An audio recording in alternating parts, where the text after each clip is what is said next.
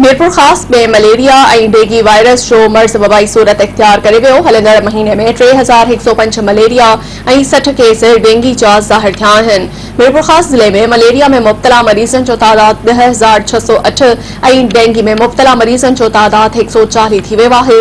उन सिलसिले में राब्तो करण ते सिहत खाते जे फोकल पर्सन डॉक्टर अशोक ॿुधायो त ज़िले में मलेरिया ऐं डेंगी जो मर्ज़ तेज़ी सां पखिड़िजी वियो आहे, जॾहिं त गुज़िरियल महीने में ज़िले अंदरि 7,503 मलेरिया जा केस ज़ाहिर थिया आहिनि, जॾहिं त हलंदड़ महीने में 3105 मलेरिया जा केस ज़ाहिर थिया आहिनि। अहिड़ी तरह मलेरिया में मुब्तला मरीज़नि जो तादाद 10,608 थी वियो आहे, जॾहिं त गुज़िरियल महीने में ज़िले में 80 केस ज़ाहिर थिया हुआ ऐं हलंदड़ महीने में डेंगी जा 60 केस ज़ाहिर थिया आहिनि। डेंगी वायरस में मुब्तला मरीज़नि जो तादाद 140 थी वियो आहे।